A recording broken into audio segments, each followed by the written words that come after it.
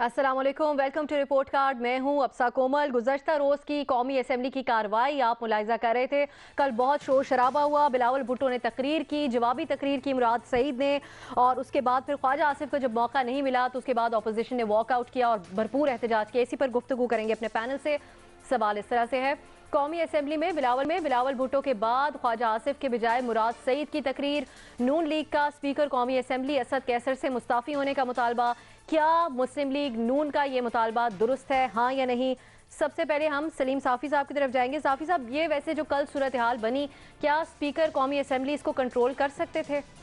देखिए, अगर पार्लियामेंट जाली है तो फिर उसका स्पीकर कैसे असली हो सकता है? और इस इलेक्शन को पीपल्स पार्टी ने भी जाली करार दिया है, मुस्लिम लीग नून ने भी करार दिया है, JUI ने भी करार दिया है, MQM ने भी करार दिया है, ANP ने भी करार दिया है, जमात इस्लामी ने भी करार दिया है। तो एक तो मैं ये हैरान हूँ कि अगर मैं किसी चीज़ को जाली कहता हूँ और फिर उसमें बैठता हूँ तो मैं तो ख़ुद भी उसमें जाली हो जाता हूँ। सही, आप इस पे कोई मुस्लिम ऑप्शन लीग नहीं नून ले का रहे। वहाँ पे महमल की तरफ बैठना ही जाएंगे। दुरुस्त नहीं है। जब आप उसको जाली कहते हैं तो फिर उसमें बैठना ही नहीं चाहिए था, और इस्तीफे तो इनको पूरे पार्लियामेंट से मुस्ताफ़ी होने का मुतालबा करना चाहिए, सिर्फ स्पीकर की क्या तुक है। सही। महमल, हुकूमती बेंच से वैसे मुराद सईद साहब जो बातें कह रहे थे, क्या उस पर स्पीकर साहब को मुकम्मल तौर पर जिम्मेदार ठहराना दुरुस्त है, मैनेज करने के अलावा जो दूसरी बात ये कही गई थी नून लीग की तरफ से? देखिए, अब से पहले तो खैर मैं इस सवाल के जवाब में नहीं का ऑप्शन लूँगी, क्योंकि ठीक है, ये वैसे तो उन्होंने बिजनेस एडवाइजरी कमेटी के अंदर ये तय हुआ था कि बिलावल भुट्टो साहब के बाद ख्वाजा आसिफ साहब बोलेंगे, लेकिन उसकी वायलेशन होगी। स्पीकर साहब और गवर्नमेंट ने एग्री किया था, लेकिन ये कोई इतनी बड़ी वायलेशन नहीं है कि जिसके ऊपर कह दीजिए इस्तीफ़ा देते। और मैं इधर वैसे नून लीग को भी याद कराना चाहूँगी कि आप लोगों को भी याद होगा कि 2016 में चंद रेफरेंसेस आई थी मियां नवाज शरीफ के ख़िलाफ़ भी, इमरान खान साहब के ख़िलाफ़ भी और जहांगीर तरीन के ख़िलाफ़ भी नेशनल असम्बली के अंदर, जो कि स्पीकर ने रेफ़र करनी थी इलेक्शन कमीशन ऑफ पाकिस्तान को। तो उन्होंने मियां नवाज शरीफ को बिल्कुल क्लीन चिट दे दी थी, उनकी रेफरेंसेस नहीं आगे भेजी थी, उन्होंने इमरान खान और इनकी आगे भिजवा दी थी। तो सिर्फ जो PTI वाले, जिस पे एक्चुअली पीपल्स पार्टी और PTI ने तब बड़ा प्रोटेस्ट किया था और उन्होंने कहा था कि ये स्पीकर पार्टिजन हो गए हैं। तो बात ये होती है कि देखिए, वैसे हम लोग ये कहते हैं कि स्पीकर एक कस्टोडियन ऑफ द हाउस है और उनको बायस नहीं होना चाहिए और उन्होंने एक आगे लेकर चलना होता है असेंबली को, लेकिन सच्ची बात तो ये है कि ये पाकिस्तान है। पाकिस्तान के अंदर पॉलिटिक्स और पार्लिमानी सियासत जो है वो अलहदा नहीं हो सकती, बायस कहीं ना कहीं तो होता है। इसलिए इतनी बड़ी चीज़ इस चीज़ को नहीं बनानी चाहिए। सबके उसमें जो है ना स्केलेटन है सबके क्लॉजेट के अंदर, मतलब पीपल्स पार्टी, नून लीग, सबके स्पीकर में चंद एक ही ऑनरेबल एक्सेप्शंस थी, वरना अदरवाइज सारे स्पीकर्स का बायस होता है। आप कह रही हैं माजी में यही तरीकाकार रहा है वैसे भी स्पीकर साहिबान का। मतलब इरशाद भट्टी साहब की तरफ जाएंगे। इरशाद साहब, होता है, मतलब रहा है, कहीं ना कहीं एग्जिस्ट करता था। इरशाद भट्टी साहब, मुराद सईद साहब ने जो कल तकरीर की खुद साख्ता जो वो करते ही गए, उसके अंदर उन्होंने बिलावल भुट्टो पे बहुत ज़्यादा पर्सनल अटैक्स किए, लेकिन उनका कोई लफ्ज़ हज़फ नहीं हुआ। बिलावल भुट्टो साहब ने मुनाफिकत का लफ्ज़ इस्तेमाल किया, उसको भी हज़फ कर दिया गया। तो यहाँ कहीं आपको दोगली पॉलिसी नज़र आती है स्पीकर साहब की? देखिए, दोनों के होने चाहिए, दोनों ने बुरा काम किया, दोनों के होने चाहिए। अगर एक का किया तो दूसरे का भी ज़रूर होना चाहिए, पहली बात। दूसरी बात यह है कि मेरे दुबई के इलेक्ट्रोमैकेनिकल कंपनी के हुनरमंद मज़दूर नंबर 303 ख्वाजा मोहम्मद आसफ़ के तो इमरान खान का मुतालबा भी कर चुके हैं कि वो मुस्ताफ़ी हो जाएं। क्या अब उन पे उनके वो भी हो जाएं? कल वो कोई बुरी बात लगेगी, ट्रंप का मुतालबा कर देंगे कि वो भी मुस्ताफ़ी हो जाएं। क्या हो जाएंगे? और कितने स्पीकर हैं जो अब तक हमारी 70 साल तारीख में हाउस फ्लोर ना देने पर इस्तीफ़े दे के घर जा चुके हों या इस्तीफ़ों पर अमल दरदारमद हो चुका हो। ज़रा इनके चेहरे देखे थे जो ये स्पीकर के आगे खड़े थे, हाथों के इशारे देखे थे, बॉडी लैंग्वेज देखी थी?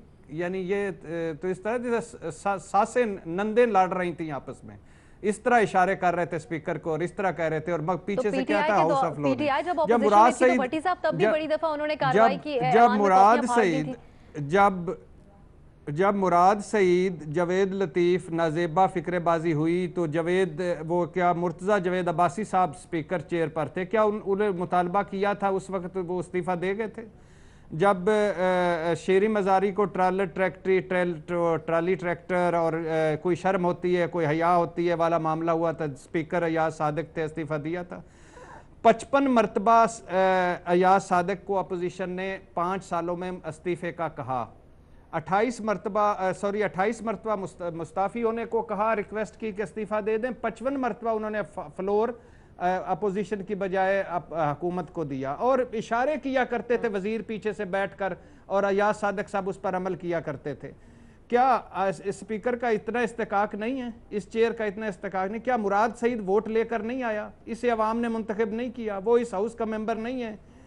کون سی گستاخی ہو گئی ہے؟ کون سا کوئی تباہ مائل بے کرم جو تھی وہ ختم ہو گئی، ان کی بجائے ان کو بولنے کا کہہ دیا؟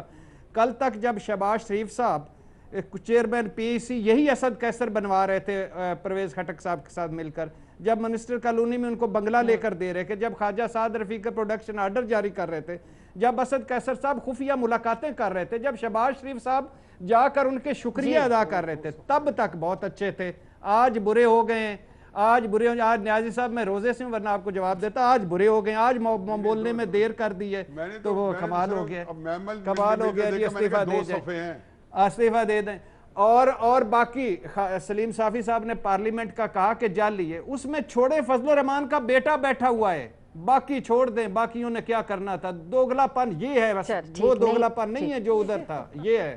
دیکھیں اس پہ ایک وجہ یہ ہے، اس کی ایک وجہ یہ کہ یہ سپیکر ایک منٹ یہ سپیکر یہ عمران خان اسی دوغلے پن کا، جس کو دوسرے الفاظ میں منافقت کہتے ہیں، اس کا مظاہرہ پچھلے 5 سال کرتے رہے۔ اس سے بہتر الیکشن کے نتیجے میں الیکٹ ہونے والی پارلیمنٹ پہ انہوں نے لعنت بھیجی تھی، اس کو گالیاں دی تھی، اس میں بیٹھے بھی تھے، اس سے پھر استعفے بھی دیے، پھر استعفوں کے بعد واپس بھی گئے، پھر اس وقت کی حرام تنخواہیں بھی لے لی۔ تو یہ جو روایت پچھلے دور میں انہوں نے قائم کی تھی، اس کو بدقسمتی سے آج اس گندی روایت کو مسلم لیگ نون پیپلز پارٹی اور جے یو آئی نے تازہ کر دیا ہے۔ لعنت کا اور منافقت کا لفظ میں یہاں پہ ایکسپنج کرتی ہوں۔ آگے مظہر صاحب کی طرف جاتے ہیں، مظہر صاحب کی طرف جانتے ہیں۔ مظہر صاحب، ماضی کی مثالیں جن کے اوپر اشارہ کر رہے ہیں بھٹی صاحب، تو آپ کے خیال میں اوور ریاکٹ کیا ہے کل اپوزیشن نے، یا پھر جائز ہے یہ مطالبہ جو ان کی طرف سے کیا جا رہا ہے؟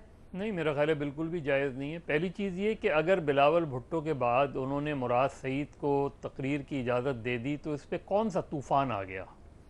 آپ جب خواجہ آصف صاحب کی باری آتی تو وہ کھڑے ہو کے، جس طرح بھی محمل کہہ رہی تھیں، وہ ایڈوائزری کمیٹی کی بات سامنے کر دیتے، لیکن مجھے لگتا ہے کہ پی ایم ایل این اپنی لیڈرشپ کو دکھانا چاہ رہی تھی کہ، اور کیونکہ خواجہ آصف صاحب پارلیمانی لیڈر جو ہے وہ بنائے گئے ہیں، تو وہ انہوں نے اوور ریاکٹ کیا۔ میرا خیال ہے اپوزیشن کا اوور ریاکشن تھا، کیونکہ آلریڈی بلاول بھٹو ایک بڑی ایگریسو تقریر کر چکے تھے۔ اس کے بعد اگر مراد سعید تقریر کر رہے تھے، اور مراد سعید جس طرح تقریر کرتے ہیں، اگر اسپیکر ان کے کچھ جملے ہدف کرنے کی کوشش بھی کرتے ہیں تو وہ اتنے آگے چلے جاتے ہیں کہ اس کے بعد بڑا پیچھے پلٹ کے آنا پڑتا ہے، تو وہ تو ایک مس گائیڈڈ میزائل ہیں، اور وہ مس گائیڈڈ میزائل چل جاتا ہے تو چل گیا وہ۔ لیکن اپوزیشن کا مجھے سمجھ میں نہیں آئی کہ پی ایم ایل این نے کیوں اتنا زیادہ، کیا پی ایم ایل این واقعی چاہتی تھی کہ اسمبلی کا سیشن ایڈجرن ہو جائے؟ اور بلاول بھٹو کی، کیونکہ بلاول بھٹو کی تقریر کا جو امپیکٹ بننا تھا وہ اپوزیشن کے احتجاج کی وجہ سے نہیں بن پایا، اور مراد سعید جو ہے، مراد سعید زیادہ ڈومینیٹ کر گئے۔ اس کے بعد بلاول بھٹو نے اپنی تقریر کا جو ان کا انداز تھا وہ ٹھیک تھا، انہوں نے کچھ جملے ضرور کچھ صحیح ہدف کیے، کچھ غلط ہدف کیے، لیکن انہوں نے جو ایک اسمبلی میں گورنمنٹ کو ٹارگٹ کرنا تھا وہ انہوں نے بخوبی کیا۔ اس کے بعد پی ایم ایل این جو ہے وہ آل آف اے سڈن زیادہ ایجیٹیٹو ہو گئی میرے لحاظ سے، انہیں ویٹ کرنا چاہیے تھا۔ تو جواب تو میرا نہیں، اور اسد کیسر کا اوور آل کنڈکٹ اگر ایز اے اسپیکر دیکھیں تو خود پی ایم ایل این اس سے کافی حد تک مطمئن نظر آتی ہے۔ یہ کل ہی انہوں نے بات کی۔ دوسری بات پارلیمنٹ کے جعلی پن کی جو ہے، یہ اس لیے درست نہیں ہے کہ اگر آپ الیکشن پروسیس میں چلے جاتے ہیں، چاہے وہ پرائم منسٹر کا الیکشن ہو، چاہے وہ اسپیکر کا الیکشن ہو، چاہے آپ نے اوتھ اٹھا لیا، جس دن آپ نے اوتھ اٹھا لیا آپ کے پاس یہ مورل رائٹ نہیں بنتا کہ آپ اس پارلیمنٹ کو جعلی کہیں، وہ نہیں بنتا، کیونکہ آپ اس کا حصہ بن گئے ہیں، آپ نے وہ چیز ایکسپٹ کر لی ہے۔ آپ الیکشن کمیشن چلے جائیں، کتنی پٹیشنز فائل ہوئی ہیں ان انتخابات کے حوالے سے، ذرا دیکھ لیں، اور اس کا الگ بات ہے کہ الیکشن کمیشن تو ہمارا ماشاءاللہ اس نے پارٹی فنڈنگ کیس کا فیصلہ ایسا لگتا ہے کہ جیسے اصغر خان کا کیس کا فیصلہ ہو گیا تو میرا خیال ہے اوورآل کل نون لیگ کا جو کنڈکٹ تھا وہ درست ماہر صاحب، بالکل آپ کا نہیں کا آپشن سامنے آگے حفیظ اللہ نیائی صاحب کی طرف جائیں گے. نیائی صاحب، کیا اپوزیشن بھی کل میچورٹی کا مظاہرہ کر سکتی تھی؟ دیکھیں جی، صافی صاحب نے جو باتیں کی ہیں، میں اصولی طور پر میں سمجھتا ہوں کہ منوعان بات بالکل وہی ہے. ایک جو اصولی فیصلہ تھا یہ تھا کہ جس دن الیکشن ہوا رات 12 بجے ہم سارے لوگ مظہر صاحب سارے الیکشن کور کر رہے تھے، اور مریم اورنگزیب نے آ کے اور باقی لوگوں نے آ کے ابھی الیکشن کے چند گھنٹے گزرے تھے، انہوں نے الیکشن کے نتائج مسترد کر دیے تھے، اور اگلے دن سے بڑے بھیانک قسم کی چیزیں جو ہیں عموماً امت کے سامنے آئی تھیں، باوجود ان چیزوں کو پذیرائی نہ مل سکی اور وہ چیزیں دب کے رہ گئی. بہرحال جب اسمبلی ہوئی تو فضل الرحمان صاحب نے بڑا کلیئر کٹ سٹینس لیا. شروع میں مسلم لیگ بھی انکلائن تھی، لیکن پیپلز پارٹی اور جو سب سے زیادہ اس نے یہ فیصلہ کیا تھا کہ ان کا ایک پیچھے کا جو چال چلن تھا وہ اسی سے مطابقہ رکھتا تھا جس کے مطابق یہ اسمبلیاں وجود میں آئی تھیں، تو وہ اس کو تھوڑی دیر اور ٹرائی کرنا چاہتے تھے. جہاں تک یہ اسمبلی کے اندر جو پہلے دن بلاول صاحب نے بھی اس کو جو کہا تھا سلیکٹڈ وزیر اعظم سلیکٹ کہا تھا، تو انہوں نے بات بڑی جامع کہہ دی تھی، اور بلاول بلا شبہ جو جتنی بھی تقاریر کر رہے ہیں میں مدر صاحب سے متفق ہوں، بہت ہی مؤثر بڑی اچھی کر رہے ہیں. لیکن ایک بات ذہن میں رکھیں کہ اپوزیشن جو کچھ کر رہی ہے، مسلم نون کر رہی ہے، پیپلز پارٹی کر رہی ہے، یہ بالکل ایک سوچی سمجھی اسکیم کے تحت کر رہی ہے کہ اسمبلی نے نہیں چلنا. اور اس اسمبلی کے بارے میں عمران خان صاحب اگین سلیم صافی صاحب کہہ چکے ہیں کہ اس پہ پارلیمان پہ لعنت بھیج چکے ہیں، تو وہ پارلیمان جو تھی اس کا وہ حصہ بھی رہے تھے، اس کو مان بھی چکے تھے. انہوں نے اسمبلی کو مانا نہیں ہے، ان کو منافقت جو ہے یہ تو کر رہی ہیں، وہ بھی کر رہے ہیں، اپنا مسلم نون اور پیپلز پارٹی بھی کر رہی ہے کہ ان کو جہاں ہٹ کرنا چاہیے تھا وہاں ہٹ نہیں کر رہے. مراد سعید جو ہے کوئی میرٹ پہ آیا وہ بندہ نہیں ہے. ایف آئی اے نے پاکستانی لڑکیوں کو شادی کا جھانسا دے کر چین سمگل کرنے والے ایک اور چینی گروہ کو لاہور سے گرفتار کر لیا ہے. چینی گروہ پاکستانی اور غیر مسلم لڑکیوں سے شادی کے بعد چین سمگل کرتا تھا ان لڑکیوں کو، اور وہاں لے جا کر جسم فروشی کرنے پر مجبور کیا جاتا تھا. اس سے پہلے اسلام آباد سے بھی چینی گروہ گرفتار ہوئے ہیں، جبکہ چین نے شادی کی آڑ میں پاکستانی خواتین کی جسم فروشی کی جو خبریں ہیں ان کو مسترد کر دیا، لیکن انہیں تعاون کی ضرور بات معاملے میں کیا جائے گا. اسی پر گفتگو کریں گے اپنے پینل سے. سوال اس طرح سے ہے، چینی باشندوں سے پاکستانی لڑکیوں کی شادیاں، ایک اور چینی گینگ گرفتار. چین نے شادی کی آڑ میں پاکستانی خواتین کی جسم فروشی کی خبریں مسترد کر دیں. بڑی تعداد میں پاکستانی لڑکیوں کے چینی باشندوں کے جال میں پھنسنے کی وجہ کیا ہے؟ اوپن آپشنز حفیظ اللہ نیازی صاحب کی طرف سب سے پہلے جائیں گے. نیازی صاحب، اتنی بڑی تعداد میں پاکستانی شادی جیسا جو رشتہ ہوتا ہے جس کے اوپر بہت جانچ پڑتال کے بعد کیا جاتا ہے، آپ کے خیال میں چینیوں پہ کیوں اعتبار کیا جا رہا تھا اور یہ اتنی بڑی تعداد میں شادیاں کیوں ہو رہی تھیں؟ پہلی بات تو سنا ہے کہ چین میں 30-40 ملین جو ہیں وہ خواتین شارٹ ہیں، خواتین کی کمی ہے. جی. تو وہاں پہ شاید بہرحال یہ ہمارا مسئلہ نہیں ہے. دیکھیں، دیر آیا درست آیا، انتہائی گھناؤنا انتہائی بھیانک کاروبار چل رہا تھا. یہ ریاست کی ابتری افراتفری تفریح قسم پرسی جو ہے وہ یہاں ہوئی ہے، وہ آشکار ہوئی ہے. یہ کہاں سے ہوئی ہیں؟ میانمار. کہاں سے ہوئی ہے؟ پاکستان. کہاں سے ہوئی؟ سری لنکا.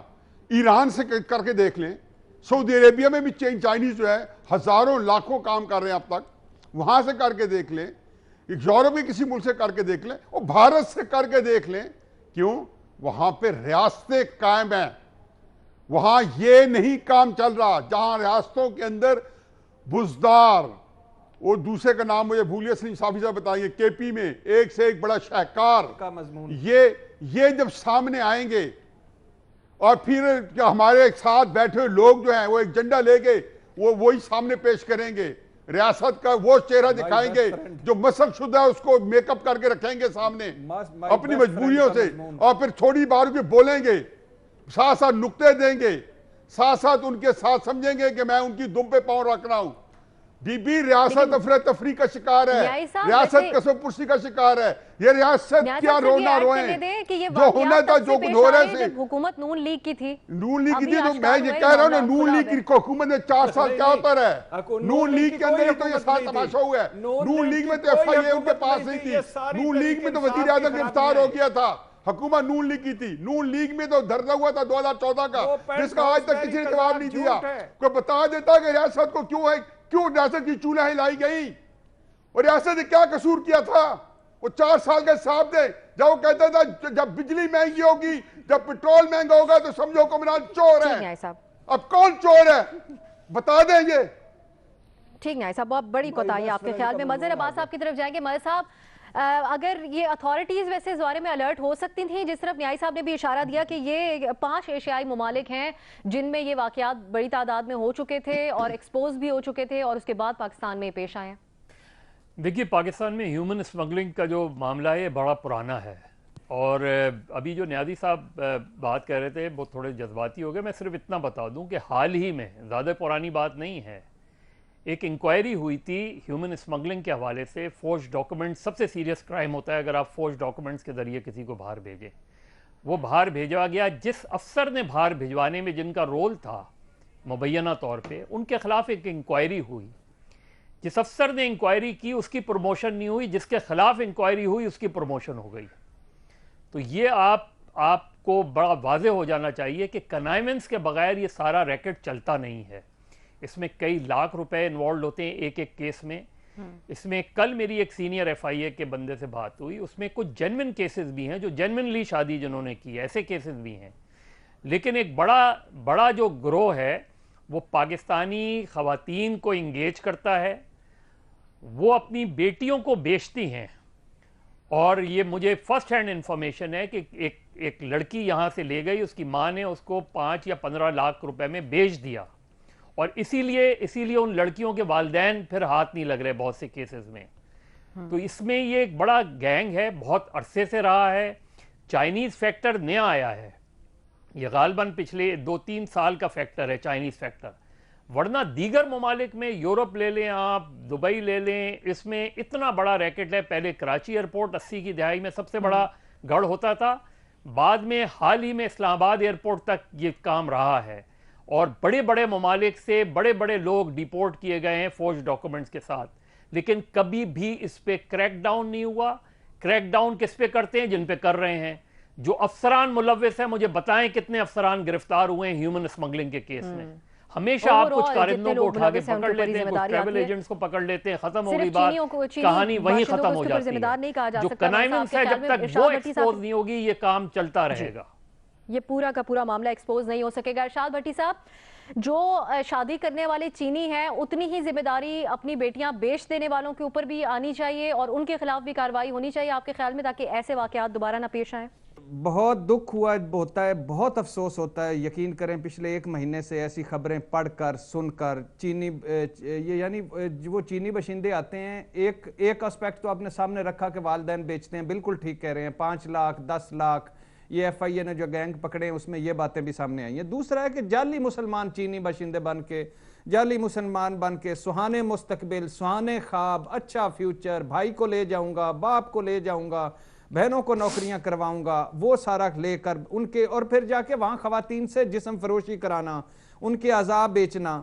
और 2 गैंग FIA ने पकड़े हैं, और अभी 2 गैंग और हैं जिनके लिए वो छापे मार रहे हैं। ये और मान लिया हजूर, अब ये थोड़ा सा सोचने की बात है कि हिमालय से ऊंची और समंदरों से गहरी दोस्ती आपने मान लिया। वैसे तो आप मफादात की दोस्ती और चीन तो इस बारे में होते हैं, लेकिन मान लिया CPEC भी बड़ा है, गेम चेंजर है, लेकिन हजूर इसका यह मतलब नहीं कि पाकिस्तान हर चीनी मुजरम को वीजा देता रहे। जो जराइम पेश आए उनको वीजे देते रहे, आप और देते रहे।